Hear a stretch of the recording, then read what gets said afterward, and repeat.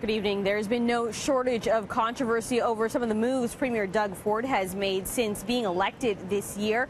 One of his decisions to repeal Ontario's sex education curriculum for elementary students sparked backlash this summer, as well as confusion about what exactly will be taught in schools this year. Well, now the Toronto District School Board is hoping to make things a little clearer for parents. They say they're trying to strike a balance between what the province has dictated while still addressing the issues students are facing today.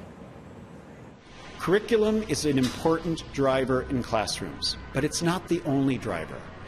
Teachers also engage in what we call the prompts that help our students learn effectively. Those prompts take into account who our diverse students are. Those prompts take into account the complexity of the world that we live in.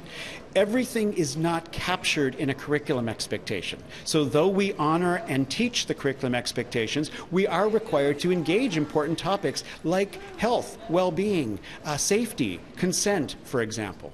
We still need to include issues of online safety, consent, issues around respecting and honoring diverse families, or our students who might be questioning gender or orientation.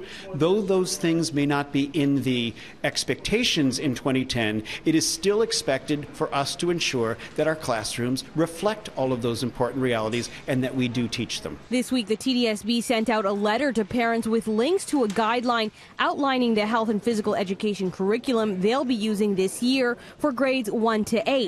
The version was last updated in 2010. They're reminding parents that sex education for high school students remains unchanged. Teachers will still be using the most updated version from 2015 for students in grades 9 to 12. The Director of Education says many critically important topics remain for elementary school students, although the wording may be different.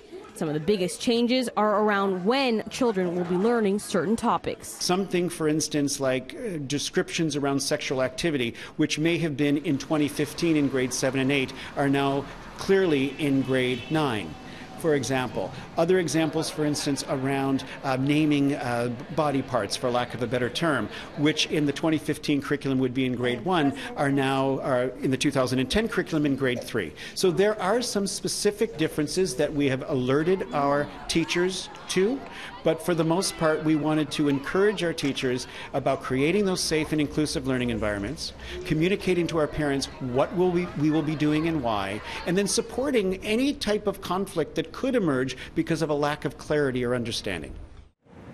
Now, as for opting out of certain lessons, Moy says parents will be encouraged to discuss accommodation with teachers and principals, and it'll be dealt with on a case-by-case basis. However, requests to exempt students from learning about topics related to the Ontario Human Rights Code, like gender identity and sexual orientation, will not be granted, as has always been the case.